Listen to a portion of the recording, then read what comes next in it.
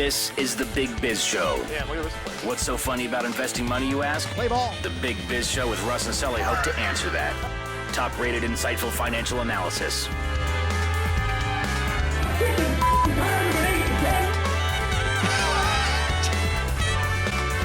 If you're looking for insightful financial perspective on key market strategies, keep looking. I told you, this is the Big Biz Show. Hello.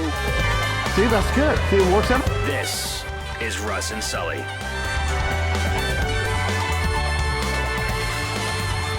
Here we go. Big Biz Show. Hey-ho. BigBizShow.com. Should we just get them out of the way now? The unflattering, augmented reality that is I Russ love and Sully. me in another dimension. So, our good friend AP Silverrstieen, Alen Paul Silverrstieen, but AP to us, you know, hey AP, call us. CEO and president of ImagineAR, one of our favorite people in the world. Also, ImagineAR.com. The news these guys keep putting out between the Grubhub and the latest one today, which I'm going to let him talk about. All the people is are working. dwarfed only by the endless examples of you and I in the AR world. I give you Alen Paul, AP Silverrstieen. Hey, look. All right, what do you guys? Look at that's us in a Japanese golf course. You're in Tokyo, guys. We brought you across the world. There you are, dancing and busking for money in Japan. You can't beat that right there. Look at it. By the way, so I see COVID ended in your city. You got a haircut there, pal. You no longer look like you're producing concerts in 1965. You're actually looking like you're in the. Well, it was in honor of you busting out the guns of your short sleeve shirt. That's so exactly I wanted to match. Well, you didn't hear what happened. It's you guys call it Casual Friday. We like to call it I slept in my car Thursday. But I got to the studio today and I forgot everything. All of my. Well, I took everything out of the dressing room in order to take it to dry cleaning. Oh. Right? And I don't have people like Russ has. Well, I do, but they don't listen to me. So long story short, that's sort of what happened this morning. All right, so listen. You guys were selected by two motorsports organizations, and you know how much we love Andretti Motorsport And the IndyCar. and the IndyCar, Capstone Racing, Darren Jamison. We just had Hinchtown. James Hinchcliffe was on the air with us just 2 days ago. The mayor of Hinchtown. And then I find another one of our favorites here on the program. You're selected by two motorsports organizations on this Hype Sports Innovation Draft Day. Talk about that, because this is sort of a big deal. Kind of. Yeah, well, we're on a run. We've got 15 organizations, Sinclair, we've got broadcasters, Vegas Knights, the Philadelphia Phillies, and now we got two motorsports. One in particular is really cool. It's Air Speeder, which is going to be like racing cars with engines and electric motors. It's pretty damn cool. Well, it's electric flying vehicles. We've talked about this company. This is the electric flying vehicle company, right? Correct. You're absolutely correct. So how cool is that to create AR of those vehicles and drop them into people's houses and around the world? So they got these quadcopters things. Yeah. That we had this on the air. We can fly around in these things. It's like they're 200 miles an hour. You know, and I don't think it's an actual.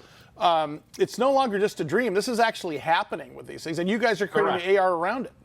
Yep, actually they're coming out with it, and they're looking for ways to engage fans around the world. So we were selected. We'll be able to take some of their CAD drawings and their models and bring them to life in AR and drop them into locations and do cool interactive things for the fans around the world. But yeah, it's very cool. This is very next generation speed racing. I'm envisioning like I'm sitting in my own drone or something, right? Is that what it feels like with that kind of? Yeah, for the last time. Shut up! I don't know. I want one now. I want to go fly one. One time only. Yeah. Hey, AP, I got a ton of email, or we get a ton of email every time you're on there. But last week, AR, augmented reality, used to mean something different just 5 years ago. In this day of AR today, in the global market, you guys are doing business with, as you mentioned, you've got motorsports companies, you've got Grubhub. You've got, I think you mentioned Flo Rida and even Santa Claus at some point. Talk about the difference. Yeah, talk about the differences between in 5 years. Why has this been on such an accelerated trajectory? And you guys seem to be at the right place at the right time.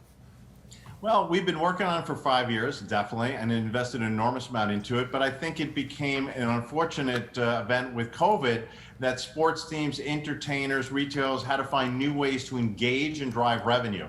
And augmented reality, being on a mobile phone anywhere in the world where someone is, to be a cool one-to-one engagement tool really put us at the right place at the right time. Yeah. And it's really taken off in sports around the world. We've got a Brazilian soccer team with a very famous soccer player called the Hulk. We just opened up Japan. We've got Valencia, Real Sociedad, who just won the Copa del Rey Cup in Spain. They're our clients. So we not only deliver AR, we also deliver championships with our software. So you got to admit, that's quite a beneficial opportunity to sports teams when they work with us. Well, and you know what's interesting is I was reading an article just yesterday in the CIO Review. You know, I get all these emails every day for prepping the show. I bet. And the finance industry is now embracing augmented reality as an opportunity to prosper in this world of, you know, music, pictures, video, graphics, live interactions, and so on and so forth.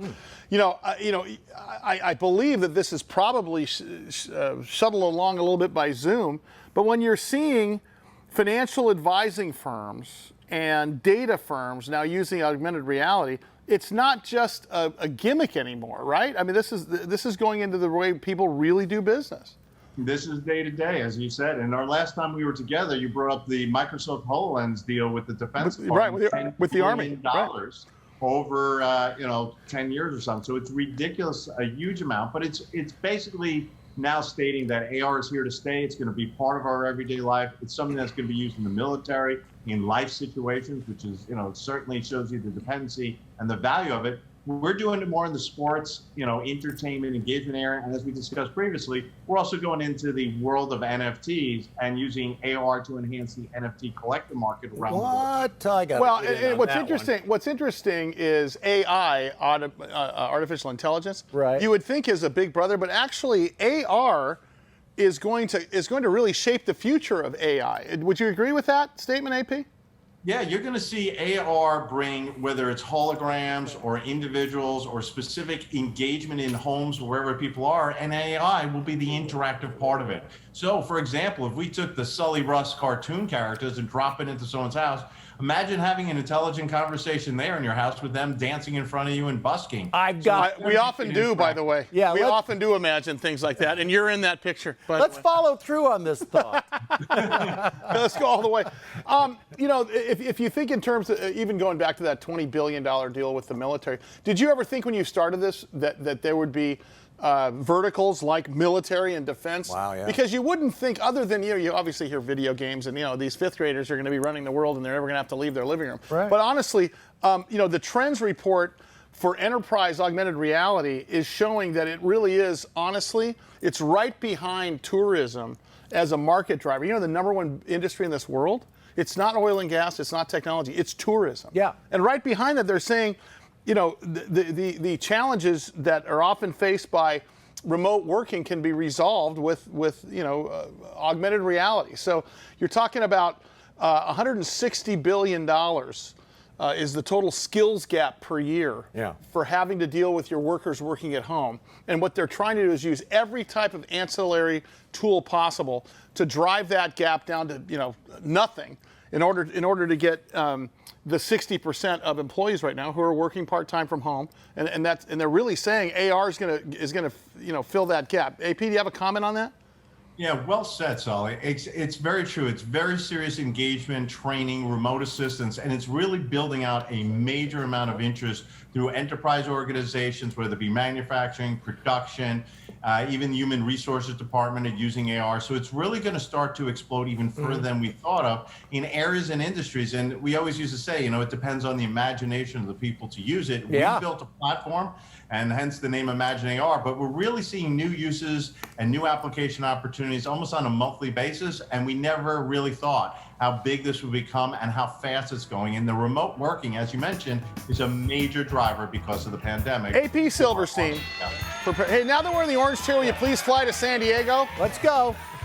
We'll put you up at a Howard Johnson's, or we'll put you up at some really cushy place like best I went thought I'd be web. hanging out with Russ. Hey, There we There are. we go. See, well, there we go. Look at that. Can we There you are in slim? Can we Tokyo. slim me down a little No, bit? we already typed out 20 pounds last time. More Big Biz coming up. Stand by. Russ, sell it. BigBizShow.com. Look at that. So funny.